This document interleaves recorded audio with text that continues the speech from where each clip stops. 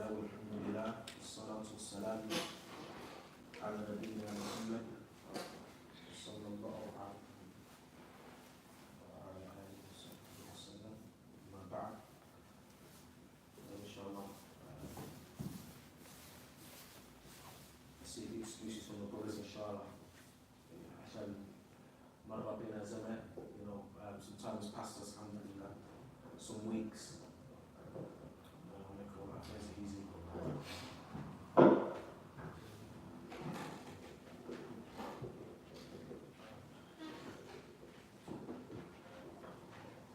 From what I remember, the last time we attended together, we were talking about al-Iman wal-Islam. And inshallah, we finished with our discussion as it relates to that. So inshallah, we're going to move on to the last part of the hadith and enter into the discussion of al-Ihsan, meaning when the angel Jibreel alayhi salam asked the Messenger of Allah sallallahu alayhi wa sallam, فأخبرني عن الإحسان. فقال النبي صلى الله عليه وسلم, that it is أن تعبد الله كأنك تراه فإن لم تكن تراه فإنه يراك. That the Messenger of Allah sallallahu alayhi wa sallam defined it as to worship Allah as though you see Him, and even though you do not, then know that He sees you. That He sees you. Azza wa Jal. Al-Hafidh Ibn Rajab, he mentions as it relates to Ihsan, he says, وَأَمَّا الْإِحْسَانُ فَقَدْ جَاءَ ذِكْرُهُ فِي الْقُرْآنِ فِي مَوَاضِعٍ تارة مقرونا بالإيمان وتارة مقرونا بالإسلام وتارة مقرونا بالتقوى أو بالعمل. That he says, as it relates to Ihsan, he says that at times, or he says that Ihsan indeed it is being mentioned in the Quran in a number of places. Sometimes it has been mentioned along with Iman, and sometimes it has been mentioned along with Al-Islam, and sometimes it has been mentioned along with Taqwa and actions or righteous deeds. فالمقرون بالإيمان كقوله تعالى إن الذين آمنوا وعملوا الصالحات إنا لا نضيع أجر من أحسن عملا. Allah Azza wa Jalla says in the Quran, indeed those who believe and do righteous deeds, إنا لا نضيع أجر من أحسن عملا, then indeed we will not waste or let go to waste the reward of their righteous deeds or those deeds which they perfected. والمقرون بالإسلام كقوله تعالى فلا من أسلم وجهه لله وهو محسن فله أجره عند ربه. Allah Azza wa Jalla, He says, rather those who have submitted their faces and submitted themselves to Allah, وهو محسن, and He is a muhsin, then indeed for him is his reward with his Lord. والمقرون بالتقوى كقوله تعالى إن الله مع الذين اتقوا والذين هم محسنون. That indeed Allah Azza wa Jal is with those who fear and those who are muhsinun, those who are muhsinun, يعني perfectionists. Also, كقوله تعالى للذين أحسنوا الحسنى وزيادة, for those who أحسنوا, for those who have performed very well or sought perfection in their deeds, for them is al-husna wa ziyada, and for them is يعني good وزيادة, and an additional reward. Ibn Rajab, he continues in relation to this verse here. He says, وقد ثبت في الصحيح مسلم عن النبي صلى الله عليه وسلم تفسير الزيادة بالنظر إلى وجه الله عز وجل في الجنة. But it has been authentically reported in the Sahih Muslim that the tafsir or the interpretation of this verse here referring to the verse of Surah Yunus, والله يدعو إلى دار السلام يهدي من يشاء إلى الصراط المستقيم للذين أحسنوا الحسنى وزيادة. That was reported in Sahih Muslim that from the Messenger of Allah that the tafsir of this verse means that the ziyada is to look at the face of Allah Azza wa Jal fil Jannah. وهذا مناسب لجعله جزاء لأهل الإحسان. And this here is the appropriate reward, or an appropriate reward that he has made for the people of Ihsan.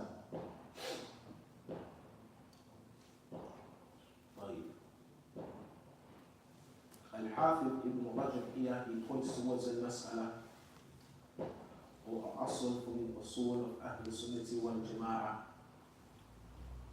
or from those fundamentals that our righteous Salaf made a point of mentioning, writing about in their books and defending, and that is Ru'yatul Mu'mineen Lillahi Azza wa Jal fil Akhirah. The sight or the believers see Allah Azza wa Jal in the hereafter.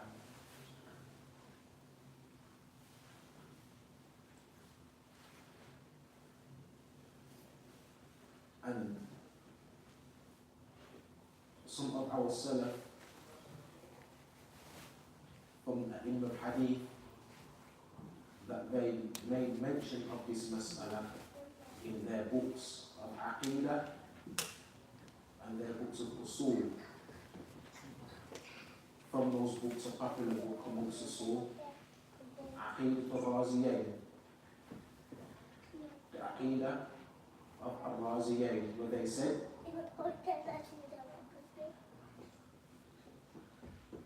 وأن الله عز وجل يرى في الآخرة بأبصارهم.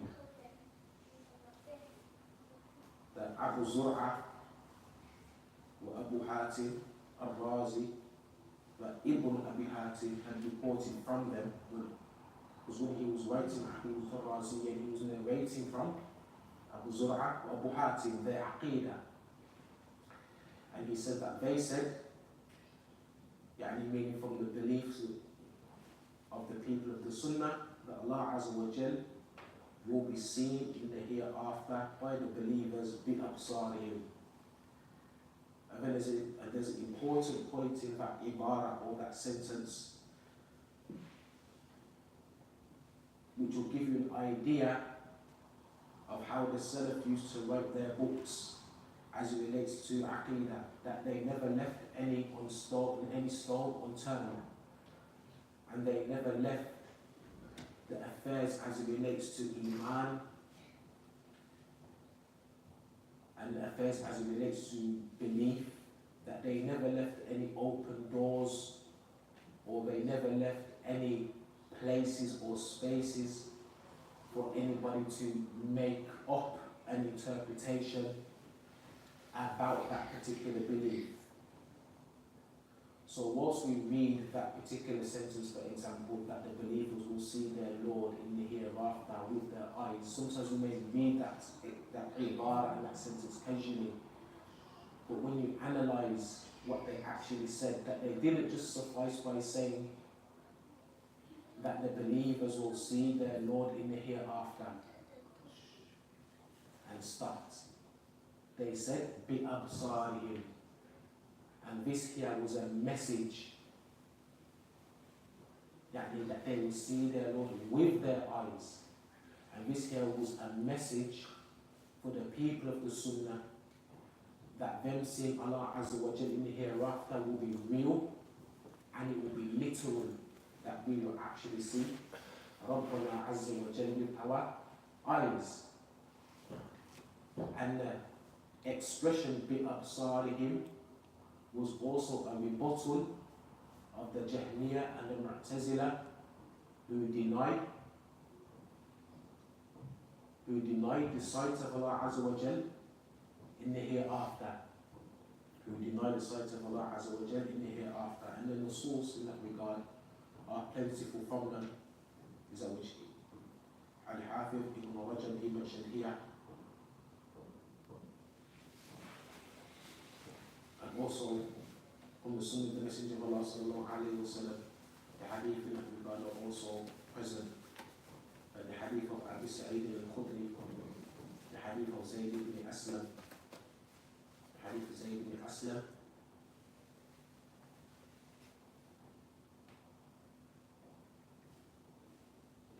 نسيت المهم the hadith of Abu Sa'id al-Khudri, where he said قلنا يا رسول الله هل نرى ربنا عز وجل يوم القيامة. That he said that we asked the Messenger of Allah sallallahu alayhi wa sallam, will we see our Lord, our Creator in the hereafter? So the Messenger of Allah sallallahu alayhi wa sallam responded, هل تضارون في رؤية الشمس بالظهيرة ليس فيها سحاب. That the Messenger of Allah sallallahu alayhi wa sallam returned the question. He said, do you struggle to see the sun at its highest point during the day with no clouds? So they said, la. They said, we don't. He says, هل تضارون في رؤية القمر ليلة بدر. He says, do you struggle to see the moon during the night? فيها السحاب, whilst there's clouds? So they said, no, we don't, Ya Rasulullah. So the Messenger of Allah sallallahu alayhi wa sallam said, فما تضارون في رؤيته يوم القيامة أو كما قال صلى الله عليه وسلم in hadith Bukhari, Abu Dawud, Tirmidhi and others. بألفاظهم, the words and the hadith, and they vary. So some of the hadith they mention تضارون ضم attack تضارون. So Ahlul Ilm they mention that this means without mujadala, that there's going to be no debates or no discussion, that which we're seeing or we're going to see is Allah Azza wa Jal. And some of the ahadith they mention tadamu, meaning there's going to be no naza', there's going to be no arguments. Yeah. And al-Fat, they have their meanings and they're different. Some of them carry the meaning وَلَا يَحْجُبُكُمْ بَعْضُكُمْ بَعْضًا, that none of you will be blocked, that none of you will block each other from seeing Him Azza wa Jal. And it's important point to mention that, which is commonly mentioned by the scholars, that the hadith or the way the Messenger of Allah sallallahu alayhi wa sallam mentioned this analogy here was from an angle of at-tashbih, ru'ya bi ru'ya, and not with al-mar'u bil-mar'. So the Messenger of Allah sallallahu alayhi wa sallam was not making tashbih between Allah Azza wa Jal and the sun, and between the one who sees Allah Azza wa Jal, as though he is seeing the sun. That wasn't the intent of the Messenger of Allah sallallahu alayhi wa sallam. But rather the Messenger of Allah sallallahu alayhi wa sallam was making a likeness or tashbih of the light of the person who sees the sun, the clarity in which he sees the sun. But if that be the case with the sun, then by or by default, you are not going to have difficulty in seeing your Lord, Allah Azza wa Jalla, Yawm al-Qiyamah. So So as it relates to the seen of Allah Azza wa Jal, and that is the aqidah and the mawqif and the position of Ahlul Sunnati wal Jama'ah as it relates to seeing Allah Azza wa Jal fil akhirah. طيب.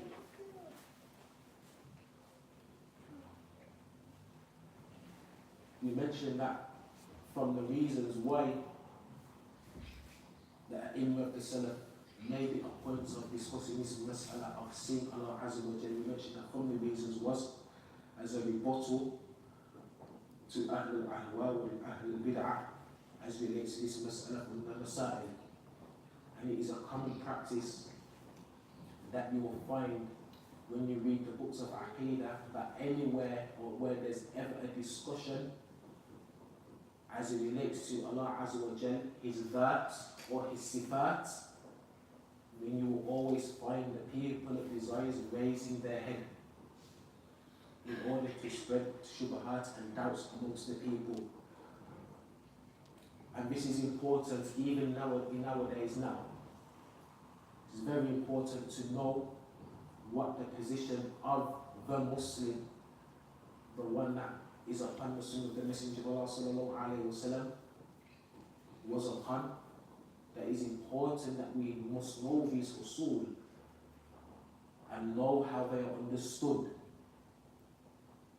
And there's no more important time to know those usul or those umur than now. Wallahi, than now. That, as the saying goes, the proof is in the pudding. Yeah? The proof is in the pudding. Or it's enough for us as a proof, the reality, that if we look today throughout social media, YouTube, Twitter, this one and that one, we have now people, even from within the Ummah, from amongst the ranks of the Muslims now, rising and belittling these affairs. Belittling these affairs. The Muslims do not benefit from knowing these affairs. The Muslims don't benefit from usul khulafa. What is this? The Muslims don't benefit. There's no hidayah in kashf shubahat. What is this? La hawla wa quwwata illa billah. What is this? To the extent I seen a video of one of them where he was in a discussion. It looked like a heated discussion. And his ibara to some of the statements that he was making was like, well, you know, you madakhila or you fulan, news people, your children grow up thinking Allah Azza wa Jal is a man. You teach your kids that your Lord has a sheep, making mockery of the aqeedah of the Messenger of Allah sallallahu alayhi wa sallam. And we see them coming up and they use these arguments, these philosophical arguments, you know, contingent, non-contingent, cause, effect. What is this? So it's important that we know these usul and how to defend them the way the Messenger of Allah sallallahu alayhi wa sallam defended them. And how to understand the way the ulama of hadith understood these nusus. And we do not belittle the likes of these usul, and you know, the Muslims don't need to know these things. They don't need to know these things. These things are irrelevant. You know, we have to be careful with the likes of these doubts. And practically, it's a reality. You'll find them in your WhatsApp groups. Rajal wahid ya'tika bi, comes with a beard, the short fold. Yes, I love Sheikh Fawzan, I love Sheikh Uthaymeen, in one breath. And in the next breath, yeah, but you know, these were great scholars, but you know what? They're not relatable to the people to now. They can't talk to the shabab or the youth nowadays about astrology and celestials and, you know, yes, we respect Sheikh Fulan or Sheikh Fawzan in fiqh. They can teach people tahara, but when it comes to these issues here, they need us. And nobody. belittling usul of the Sahaba, the Aqeedah of the Messenger of Allah, and belittling it at the price of debating some atheists or some mulhidun. Allah understand. So anyway, as it relates to this here and seeing Allah Azza wa Jal, then this issue is not excused from the issues which Ahlul Bid'ati wal Ahwa have stood in order to try and refute. So it's important that from these individuals, qadiman, that developed these doubts and developed these ways of causing tashgheel and shak amongst the Muslims, the people of the Sunnah, that in reality, that when we look at some of the tarajim and we look at some of the biographies of some of these individuals, that their intent was only to make Allah Azza wa Jal as though He is a figment of your imagination. The goal was to make Allah Azza wa Jal a figment of our imaginations. So when we look at their aqwal and their statements as it relates to Allah Azza wa Jal, this one's majazi, this one, well, Allah Azza wa Jal, everything's metaphoric. None of it's actually real. So what is Allah Azza wa Jal to these individuals? So the goal for them, qadiman wa hadithan, was simply just to make Allah Azza wa Jal a figment of our imaginations. Yeah, that's the goal. So the reality of A'imma and the reality of our great Imams, such as Ahmed and over than him, their goal was to refute these arguments, because these are the arguments of the atheists nowadays. Your way to your Lord is just a figment of your imagination. He doesn't exist. And these people are coming, and then from them are those who come from the ranks of the Muslims. The Messenger of Allah warned us against these people.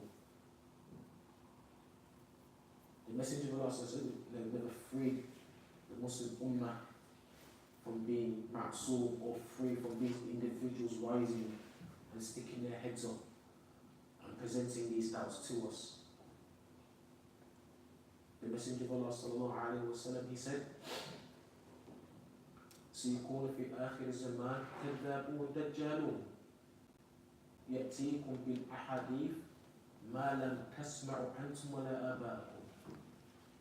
These individuals, they'll come to you, they will narrate to you hadith, يؤولون hadith, misinterpreting hadith. The strange thing is as well, as a side benefit, just to show you how the scholars of hadith understood the realities of these individuals. If you read Kitab al-Sunnah in Sunan Abi Dawood, and you go to Bab al-Rad al-Jahmiyyah, the first hadith in the Bab is the hadith of the Messenger of Allah sallallahu alayhi wa sallam about the one who keeps on asking questions to the extent he keeps on, who created such and such, and who created such and such, to the extent he asks, Man khalaqa? Allah. Hadith al-awwal fil Bab, Bab al-Rad al-Jahmiyyah. Look how the scholars of hadith understood the realities of these individuals and their falsafa and their philosophy. So Abu Dawood likened their hal with the likes of this hadith, he likened their hal to that of the atheists.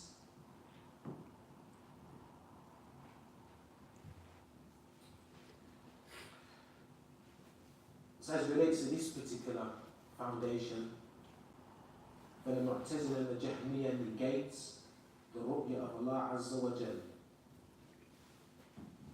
and they say that it's not possible that Allah Azza wa Jal is seen. that the mu'minun, they will not see Allah Azza wa Jal. And of course they will have their dalil in that regard. Anybody familiar with their proof? لا تدركه الأبصار وهو يدرك الأبصار. That they say, there you go. That, or the meaning of the verse being that the eyesight will not see him or reach him. So they say that this here is a proof that Allah Azza wa Jal cannot be seen. And they put aside all of those other ayats and all of hadith and say that Allah Azza wa Jal can't be seen in the hereafter because of this verse here.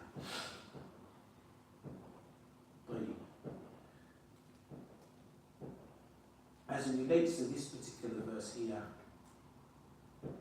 then the scholars have mentioned a number of different ways how to understand the verse and also how to rebut the doubts in which Ahlul Bid'ati wal Ahwa use the ayah for.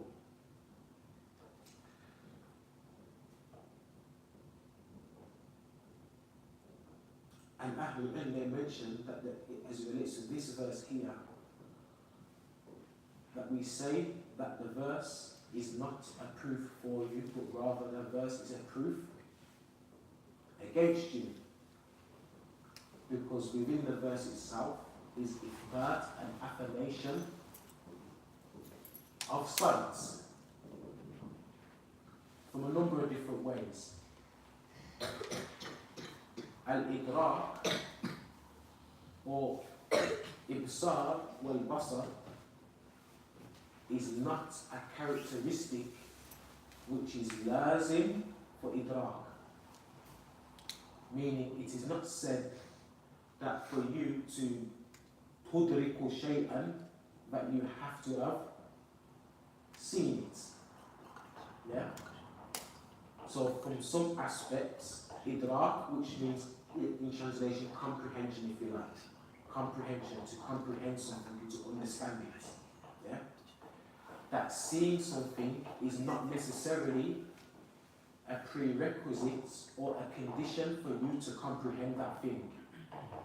For example, somebody who is blind, can they comprehend something? Somebody who is blind can comprehend something. So we don't negate, or we don't say, for example, that the person who is blind has not been able to comprehend. So comprehension or idrak is something, well, basar and or ibsar is something else. Yeah? Fine. The scholars also mention that being the case, that idrak is one thing and al-ibsar or basar is something else, then again the verse is a proof against you, because Allah Azza wa Jal in the verse has made basar or ibsar a description for a certain type of idrak. Following? That the idrak that Allah Azza wa Jal described in the verse was via sight. So it was a certain type of idrak, and not that Allah has of comprehension, and that comprehension being through sight. And not that Allah Azza wa Jal was negating sight in totality. Is that clear, inshallah? Is it alright? So Allah Azza wa Jal was not negating sight in totality, but rather in the verse is an affirmation that from the ways of comprehending something is actually through sight. And what makes that even more clear is that the idrak or the comprehension that Allah Azza wa Jalla was referring to in the verse was the idrak or of ihata, of encompassing something, and surrounding it.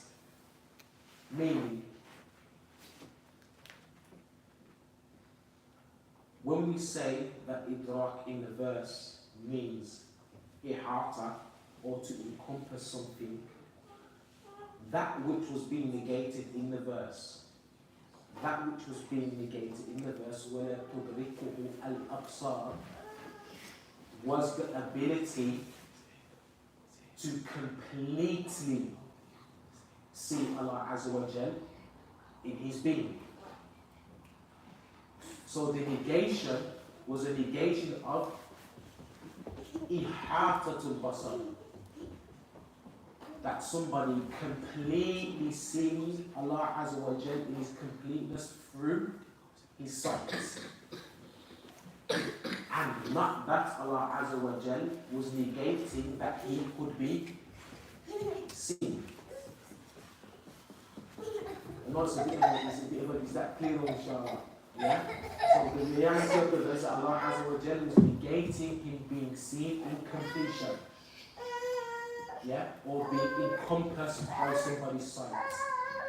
Because it's not possible for us to encompass Allah Azza wa Jal through our sight. SubhanAllah. You can't encompass Allah Azza wa Jal through seeing. The fact that Allah Azza wa Jal cannot be encompassed is a sifa dhatiyya. It is a personal characteristic of Allah Azza wa Jal which cannot and will not, or He does not change. Allah Azza wa Jal, so we are not like Ahlul Kitab or the Christians where we say that Allah Azza wa Jal, His dhat or His reality can change. So one moment He's Khaliqus samawati wal ard, yeah, and the next moment He's a baby. This here would mean that Allah Azza wa Jal would have had to have changed His dhat. And Allah Azza wa Jal is far from that and far beyond that. Yeah? So the fact that Allah Azza wa Jal cannot be encompassed is a characteristic of Allah Azza wa Jal which is dhati, it does not change. So before when we were discussing the sight of the believers seeing Allah Azza wa Jal in the hereafter, will the believers see all of Allah Azza wa Jal? No. We will not see all of Allah. We will see Allah Azza wa Jal, but it is not possible for the believer to see all of Allah Azza wa Jal, because Allah Azza wa Jal لا يحيطه شيء. Right?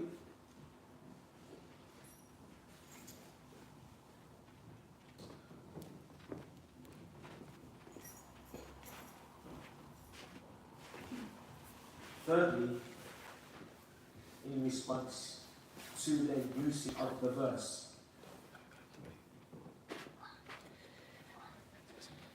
that if we were to, for argument's sake, say, for example, that idrak is sight. If we were to say, for argument's sake, for example, and we won't, but let's just, no salamna, yeah, no salamna, mathalan, that we were to say, for argument's sake, okay, then al-idrak, huwa bima'na al-ibsar, that comprehension is ibsar, or to see something. Then we would pose the question, for example, then how would you explain or interpret the saying of Allah Azza wa Jal?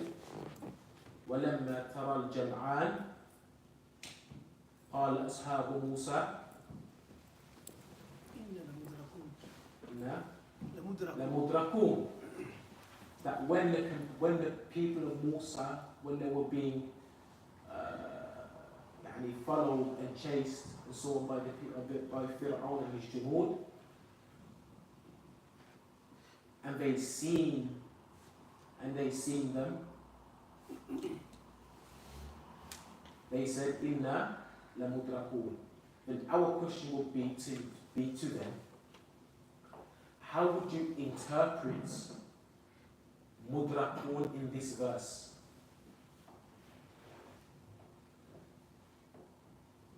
Is it that they feared that To be seen.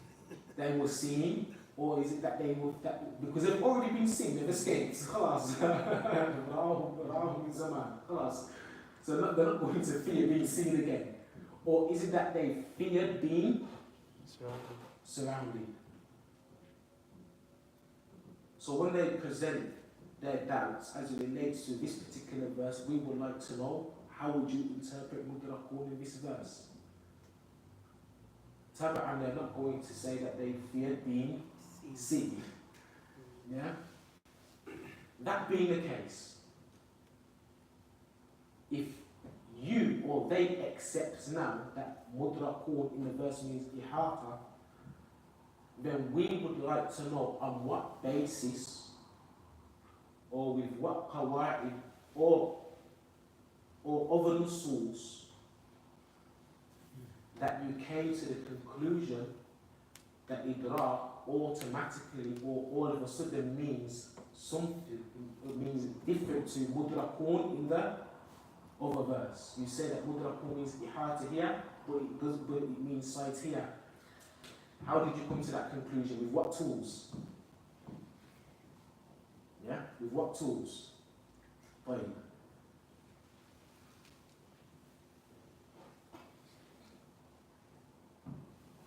Inshallah, to move on, inshallah. So, we just wanted to highlight that point, though, inshallah. As it relates to the importance of the usul in general. Yeah? And Aqidah in general. Right. So Ibn Rajab, he continues, he says, وهذا الناس ولجعله جزاء لأهل الإحسان أن الإحسان هو أن تعبد الله هو أن تعبد المؤمن ربه في الدنيا على وجه الحضور والمراقبة كأنه يراه بقلبه وينظر إليه في حال عبادته فكان جزاء ذلك النظر إلى الله عيانا في الآخرة.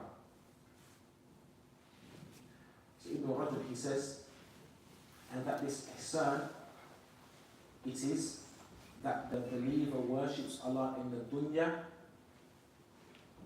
in complete,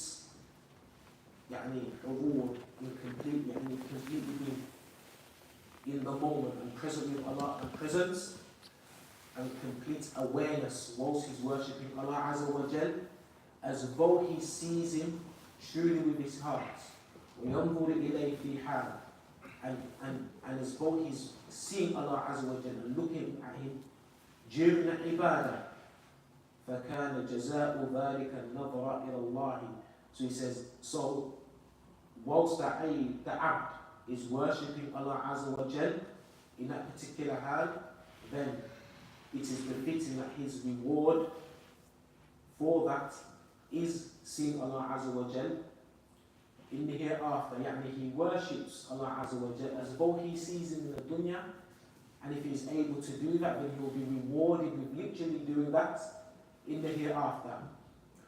وعكس هذا ما أخبر الله تعالى به عن جزاء الكفار في الآخرة إنهم عن ربهم يومئذ لمحجوبون.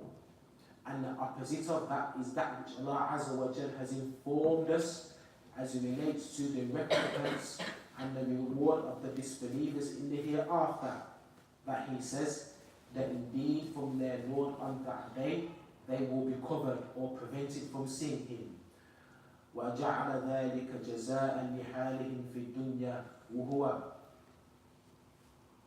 تراكهم الران على قلوبهم حتى حجبت عن معرفته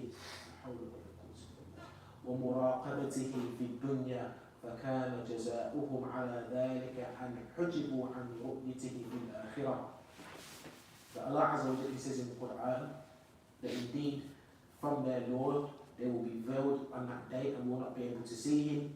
So Ibn Rajab, he says, so Allah Azza wa Jalla has made that the reward for their state in the dunya and how they were in the dunya and covered their hearts حتى حجبت عن معرفته, to the extent that they were that they were prevented and stopped and covered عن معرفته, from having knowledge of Allah Azza wa Jal, or even being aware of Him in the dunya. Yani Allah Azza wa Jal prevented them from having knowledge and covered their hearts. فكان جزاؤهم على ذلك أن حجبوا عن رؤيته في الآخرة. So by default, the reward, if that was their state in the dunya, then their reward in the hereafter is that they will also be covered and prevented from seeing Him in the hereafter. فقوله صلى الله عليه وسلم في تفسير الإحسان. So the interpretation or the saying of Allah of the Messenger of Allah صلى الله عليه وسلم as it relates to ihsan, أن تعبد الله كأنك تراه, to the end of his saying, يشير إلى أن العبد يعبد الله على هذه الصفة. So the Messenger of Allah صلى الله عليه وسلم was indicating that the slave that worships upon Allah upon ihsan, that he worships Allah Azza wa Jal upon this particular sifa, ihsan, وهي استحضار قربه, and that is that the slave he is aware, that he is aware of Allah Azza wa Jal in niyyah, وأنه بين يديه, and that he is amongst Allah Azza wa Jal, وكأنه يراه, and that he is amongst or in the realms or in the presence of Allah Azza wa Jal, to the extent it is bold, he can see. وذلك يوجب الخشية والخوف والهيبة والتعظيم, and that if he worships or when he worships Allah Azza wa Jal in that particular state, that in and of itself demands that he has khashya of Allah Azza wa Jal, and that he fears Allah Azza wa Jal, and he has hayba for him, that he's hayba,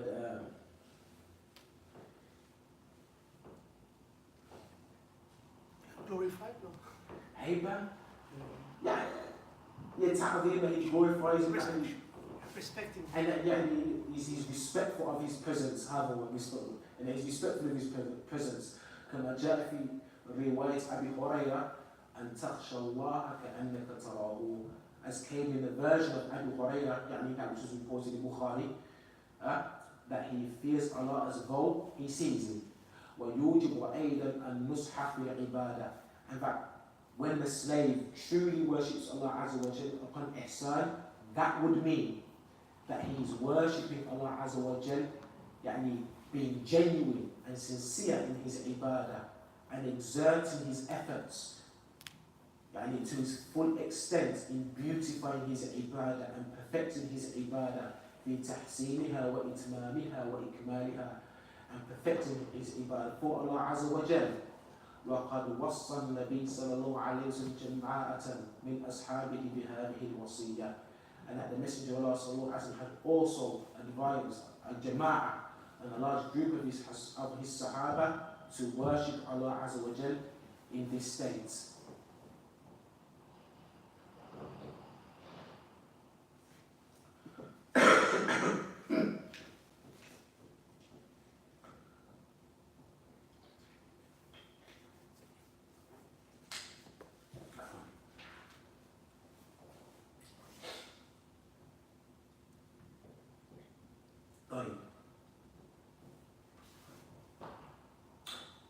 As it relates, Ibn Rajab, he continues and he says, وَقَوْلُهُ صَلَّى اللَّهُ عَلَيْهِ وَسَلَّمَ فَإِنْ لَمْ تَكُنْ تَرَاهُ فَإِنَّهُ يَرَاكَ, that, and even though you do not see Allah Azza wa Jalla, indeed, he sees you. قِيلَ إِنَّهُ تَعْلِيلٌ لِلْأَوَّلِ فَإِنَّ الْعَبْدَ إِذَا أُمِرَ بِمَرَاقَبَةِ اللَّهِ فِي الْعِبَادَةِ وَاسْتِحْضَارِ قُرْبِهِ من عبده حتى كأن العبد يراه, فإنه قد يشق ذلك عليه فيستعين على ذلك بإيمانه بأن الله عز وجل يراه ويطلع على سره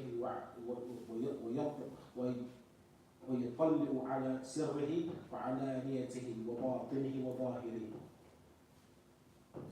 So Ibn Rajab, he mentions, he says, وَقِيلَ, and it is said as it relates to this statement of the Messenger of Allah أنه تعليل للأول, that أن تعبد الله كأنك تراه فإن لم تكن تراه فإنه يراك. So Ibn Rajab is talking about the second part of the statement of the Messenger of Allah sallallahu alayhi wa sallam. And he said, and it is said about this second part of the Messenger's statement as relates to ihsan.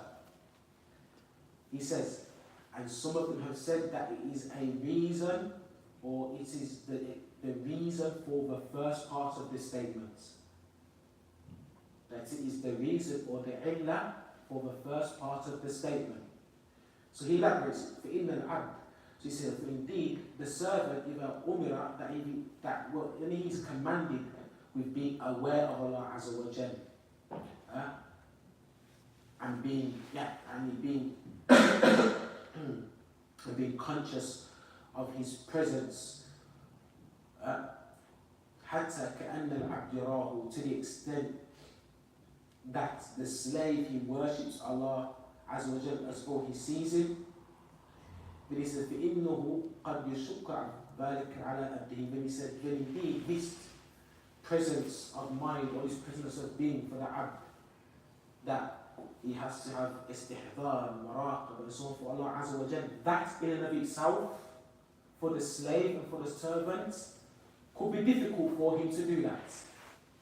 Yani to be in his ibadah and be present of Allah Azza wa Jal and being aware of Allah Azza wa Jal, be near him and so on, that in and of itself could be hard for the servant to do that on its own. So he says, فَيَسْتَعِينُ عَلَى ذَلِكَ بِإِيمَانِهِ بِأَنَّ اللَّهَ عَزَّ وَجَلَ. So he is aided and he is assisted, or what helps him to be in that state is that he is aware that whilst he can't see Allah Azza wa Jal, that Allah Azza wa Jal sees him. And that iman, that Allah Azza wa Jal sees him, that will aid the servant in being aware that Allah Azza wa Jal is near him and that he should fear Allah Azza wa Jal in his ibadah and so on. So it's as though the Messenger of Allah sallallahu alayhi wa sallam was advising to use the second part of the statement to help us in the first. What was the first part of the statement? And ta'bud Allah ka'annaka tarahu. But that could be difficult on its own. That could be difficult on its own, to worship Allah as though you see him. So to aid you in doing so, فَإِن لَمْ تَكُنْ تَرَوْهُ فَإِنَّهُ يَرَاهُ.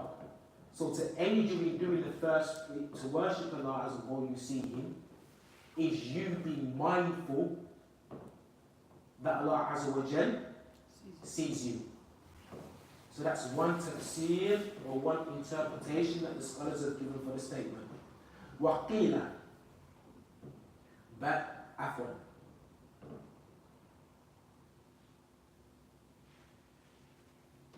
So Ibn Rajab, he carries on, so he said, فَإِذَا حَقَّقَ هَذَا الْمَقَامِ صُهِلَ عَلَيْهِ الْإِنْتِقَالُ إِلَى الْمَقَامِ الثَّانِي. So he said, if he's able to carry out this,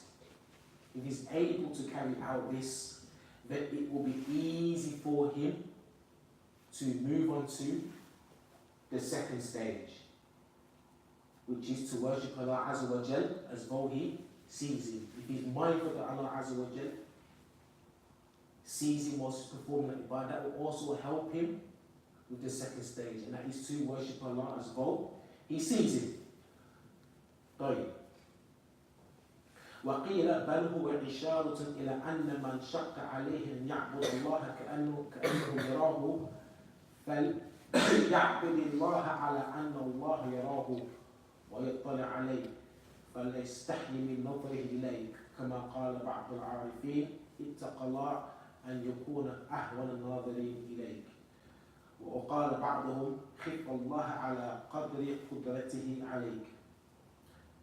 And that it is said that rather it is just an indication إلى أن من شق عليه أن يعبد الله كأنه يراه, that the one who is difficult to worship Allah Azza wa Jal as though he sees Allah Azza wa Jal, then it is a command for him to worship Allah as though Allah Azza wa Jal sees him. As some of the Arifin that they mentioned, that they said, worship Allah and yakuna ahwan al-nadirin ilayk. Yani worship Allah in a manner as though يعني Allah Azza wa Jal is not from the lesser people that see you, or from the least of people that see you. وقال بعضهم خف الله على قدر قدرته عليك. And to fear Allah Azza wa Jal in a manner, or يعني على قدر قدرته عليك. يعني to fear Allah Azza wa Jal in a manner similar to the extent that Allah Azza wa Jal has qudra over you. So we know that Allah Azza wa Jal has complete qudra upon us. So we should worship Allah Azza wa Jal in a similar manner. In a similar manner. That we worship Allah Azza wa Jal in a manner which would represent us, or would show that we recognize that Allah Azza wa Jal has His complete aina over us. Now, وَاسْتَحْيِ مِنْهُ عَلَى قَدْرِ قُرْبِهِ مِنْكَ. And to be shy of Allah Azza wa Jal, يعني على قدر قربه منك. يعني to be shy of Allah Azza wa Jal in a manner that you recognize that Allah Azza wa Jal is actually near you. Yani the person who worships Allah Azza wa Jal in reality, knowing that Allah Azza wa Jal is truly near them, then he's going to have complete khudur and concentration and so on, because he recognizes that Allah Azza wa Jal is near him. As for the one who doesn't truly recognize this, then yani their ibadah is going to be fiha naqs, and in it there's going to be a deficiency relative to the one who worships Allah Azza wa Jal upon ma'rifat that Allah Azza wa Jal is really near him.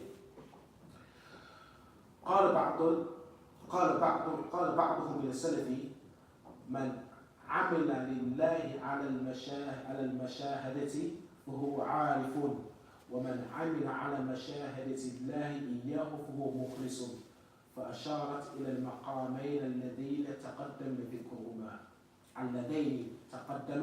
ذكرهما. So some of the Salaf that he mentioned, من عمل لله على المشاهدة فهو عارف. يعني the one who performs an action for Allah Azza wa Jal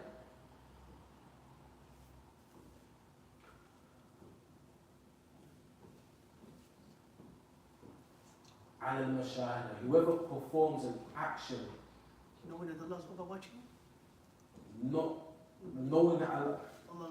knowing that Allah Azza wa Jal sees him, then this is that he truly sees him, and this is the one that has knowledge, the one that knows. But the one, he calls him so he says, Amen.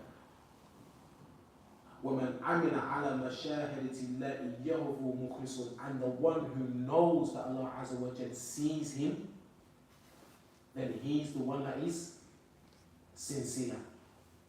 So we have the one who has knowledge that Allah Azza wa Jal is witnessing him and watching him what he's doing.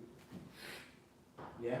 So this is the one that has knowledge, because he's acting and he's performing his actions off the back of, as though he's seeing Allah Azza wa Jal and he's witnessing Allah Azza wa Jal. Where the second one, he's aware that Allah Azza wa Jal sees him, so that almost becomes as a reason for him to be sincere, because he knows that Allah Azza wa Jal truly sees him. So he says, فأشارت إلى المقامين الذين تقدم ذكرهما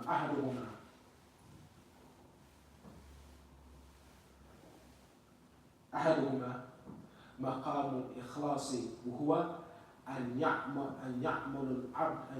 العبد على استحضار مشاهدة الله إياه. And he says the first maqam, or the first station, is that the abd, the servant, he performs his actions ala istihdar mashahadatillah. And he is the one who performs the actions whilst being aware that Allah Azza wa Jal witnesses him. So, because he's aware that Allah Azza wa Jal sees him truly, then this almost is like a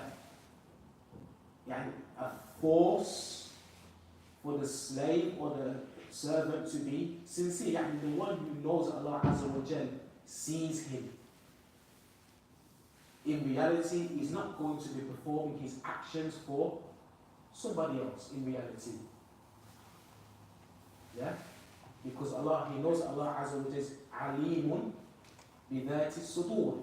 He knows that Allah Azza wa Jal is all knowledgeable with that which is in the heart. So the one that worships Allah Azza wa Jal, recognizing truly that Allah Azza wa Jal sees him, then this is the one that is going to be sincere. إذا استحضر العبد هذا في عمله وعمل عليه فهو مخلص. So if the servant is aware of this and performs his actions upon this, then he's sincere for Allah. لأن استحضاره ذلك في عمله يمنعه من الالتفات إلى غير الله. Why? Because that istihdar that Allah Azza wa Jal sees him is going to be a prevention for him turning his acts of worship to other than Allah. Inshallah, I think we'll stop there, inshallah. مرة بنا الساعة إن شاء الله.